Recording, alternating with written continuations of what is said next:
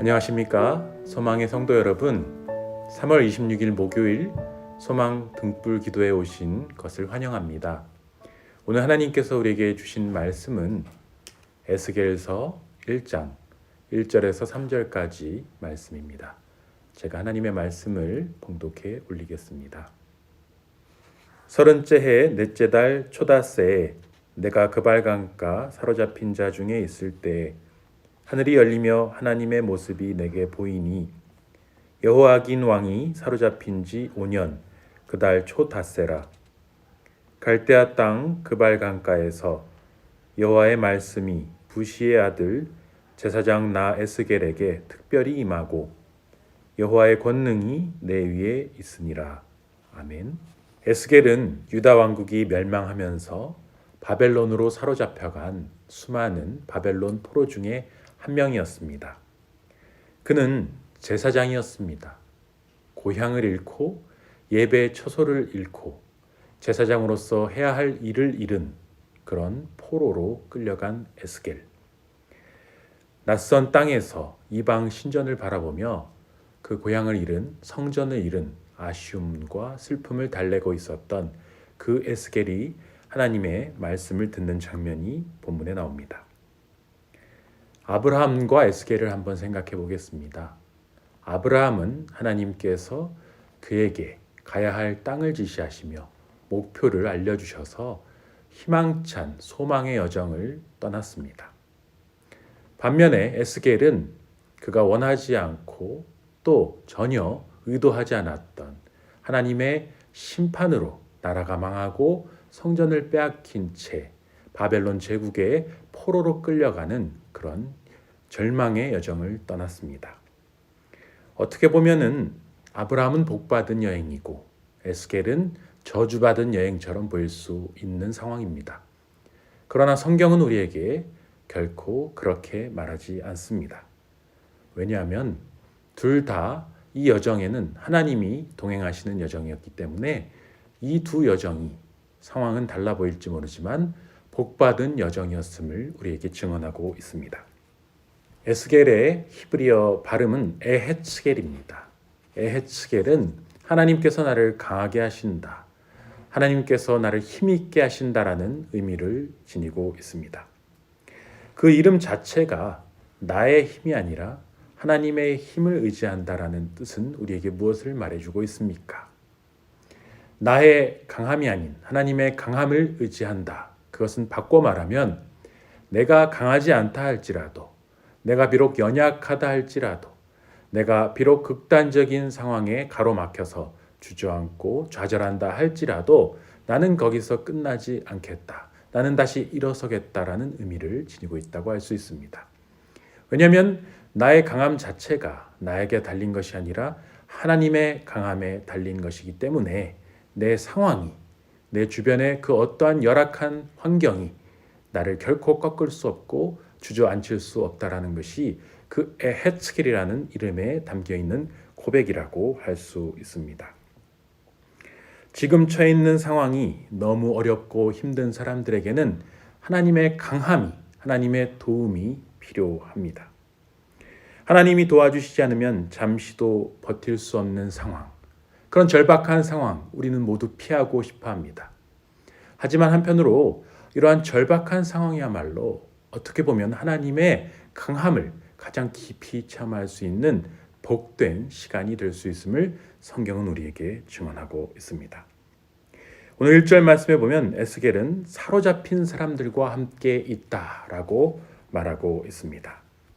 30째 해, 즉 30세가 되어 제사장 일을 시작하게 됐던 바로 그때 그는 사로잡힌 사람들, 포로로 끌려온 동포들과 함께 그발 강가에 모여 있습니다. 왜 그발 강가에 모여 있을까요? 그들에게는 예배드릴 처소가 없기 때문입니다. 성전이 없기 때문입니다. 그들은 그발 강가, 황량한 아무도 오지 않는, 찾지 않는 노지에 모여서 그렇게 신앙 공동체로 모여서 하나님을 예배하기 위해 있습니다. 그리고 갓 30이 된 제사장 직무를 시작한 바로 그 에스겔의 인도에 따라 예배가 진행되고 있습니다. 그런데 이들이 한 일이 무엇입니까? 그들은 이때 바라볼 성전 대신, 손에 만질 수 있는 그 처소 대신 위에 있는 하늘을 바라보고 있습니다. 하나님이 계신 그 보좌, 하나님의 성읍인 그 하늘나라를 바라보며 기도하고 있습니다.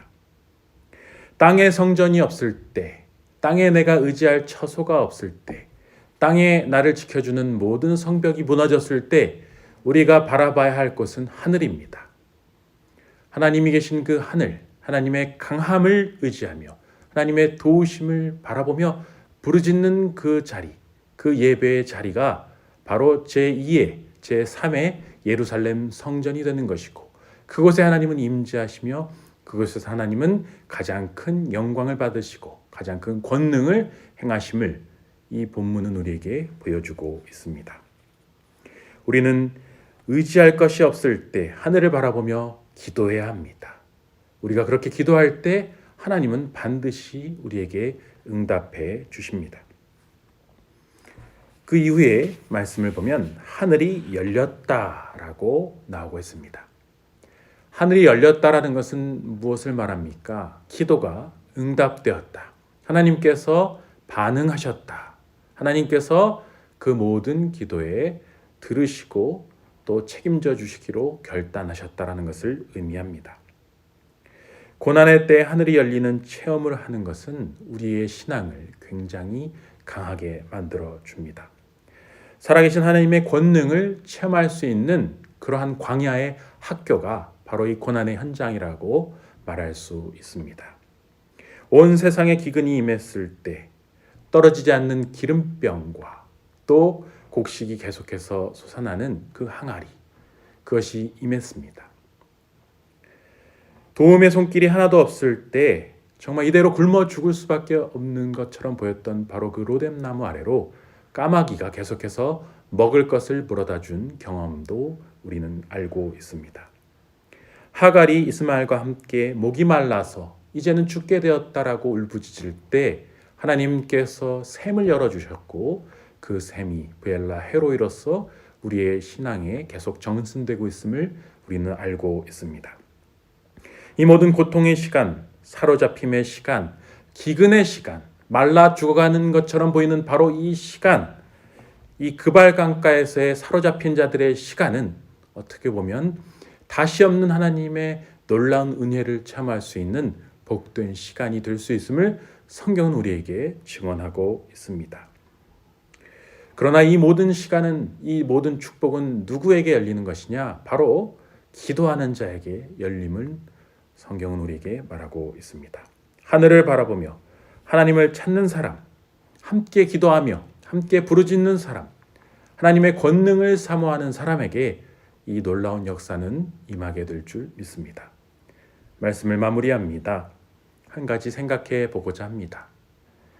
우리 3.1운동으로 유명한 유관순 여사.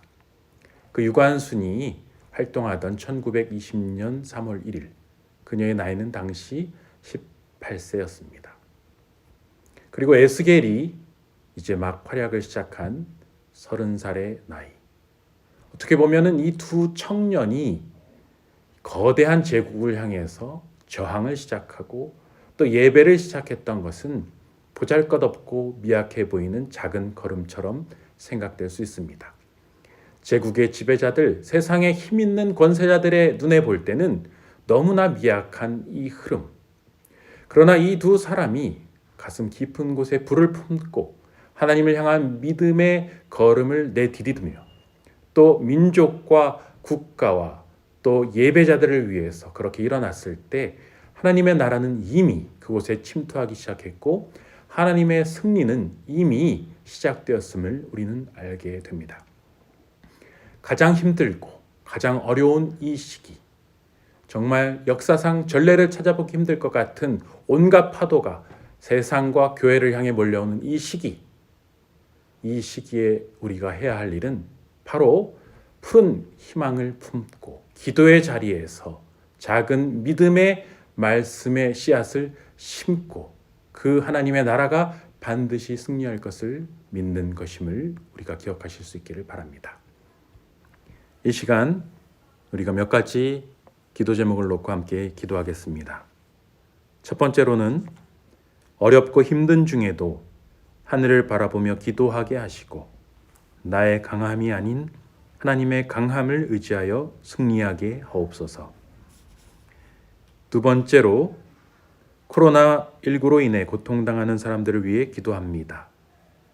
바이러스에 감염된 분들을 지켜주셔서 그들이 속히 치유되어 건강을 회복하게 하시고 이들을 돌보는 의료진과 방역당국에 함께하여 주셔서 병을 퇴치하고 확산을 저지하는 일에 눈에 띄는 성과가 있게 하옵소서. 마지막으로 세 번째 기도 제목입니다. 우리나라와 전 세계의 경제를 위해 기도합니다. 코로나19로 인해 전 세계 경제가 정상적으로 가동되지 못하고 있습니다. 공포에 짓눌려 투매가 일어나는 금융 시스템이 진정되게 하시고 급전이 필요한 자영업자와 기업들의 자금이 원활하게 공급되게 하시며 모든 사람들이 사재기의 불안 없이 일상생활을 잘 영위할 수 있도록 지켜보아여 주옵소서. 이제 이 세 가지의 기도 제목을 놓고 함께 기도하겠습니다.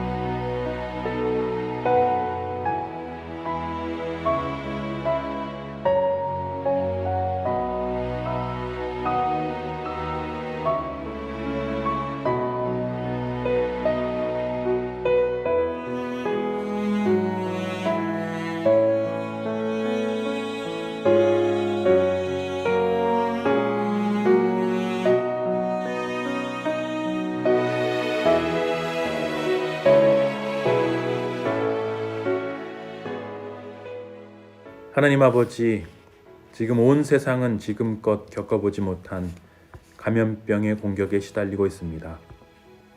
언제 어떻게 퍼져나갈지 모를 눈에 보이지 않는 바이러스로 인해 우리의 삶은 위축되어 버렸습니다. 반가운 이웃을 봐도 웃으며 악수할 수 없고 친한 친구와 밥 한 끼 먹는 것도 조심스럽게 되었습니다.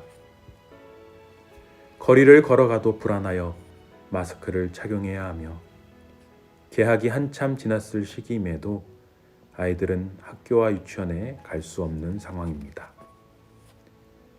올해도 어김없이 맑은 새소리와 화려한 꽃망울은 따스한 햇살과 더불어 봄의 도래를 알리고 있지만 우리의 마음은 여전히 심장 깊은 곳까지 얼어붙어 있습니다.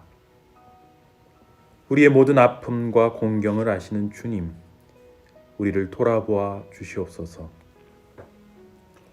주님의 고난을 묵상하며 동참하는 이 사순의 시기, 주님이 피가 땀이 되도록 기도하셨던 겟세마네의 동산, 무거운 십자가를 메고 걸어가신 골고다의 길, 내가 목마르다 하실 정도로 아낌없이 피와 물을 쏟으신 그 십자가 위의 길, 그 주님의 고난을 생각하며 여전히 고난받은 이 땅 위의 아픈 사람들을 위해 함께 기도하기를 원합니다. 주님, 확진을 받고 치료 중에 있는 세상의 수많은 환우들이 속히 치료받기를 원합니다. 감염되었지만 병상이 부족하여 의료적 돌봄을 받지 못해 애태우는 이들에게 속히 치료의 길이 열리기를 원합니다. 열악한 조건에서 병마와 싸우고 있는 수많은 의료진들의 건강도 주께서 붙들어 주셔서 선한 일을 감당하는 데 부족함이 없도록 지켜주시기를 원합니다. 그리고 속히 온전한 백신과 치료제가 개발되어 이 모든 사태가 종식될 수 있도록 은혜 베풀어 주옵소서. 주님, 이 땅의 모든 자영업자들과 기업가들을 위해 기도합니다. 매출이 줄어들고 이익이 급감하면서 사업장을 유지하기조차 어려워지는 상황에 처한 분들이 많이 있습니다. 주님, 이 어려운 시기가 속히 지나가게 해주셔서 주님이 허락하신 귀한 일터가 잘 회복될 수 있도록 은혜 내려 주옵소서. 소망교회에는 학업과 이민으로 외국에 거주하고 있는 가족들을 둔 교우들이 많이 있습니다. 귀국하고 있는 가족들에게는 모든 교통편이 잘 허락되어 순적하고 건강하게 돌아올 수 있게 하여 주시고, 현지에 살고 있는 가족들에게는 주님의 보호하심과 공급하심이 늘 함께 하게 하여 주옵소서. 주님, 오늘 주신 말씀을 기억하며 다시 한번 주님이 주시는 힘과 능력으로 일어나 이 하루를 살아낼 수 있도록 은혜 베풀어 주시기를 소망합니다. 우리 주 예수 그리스도의 이름으로 기도합나이다. 아멘. 이제 나라와 민족, 교회와 가정을 위해 각자의 자리에서 함께 기도합니다.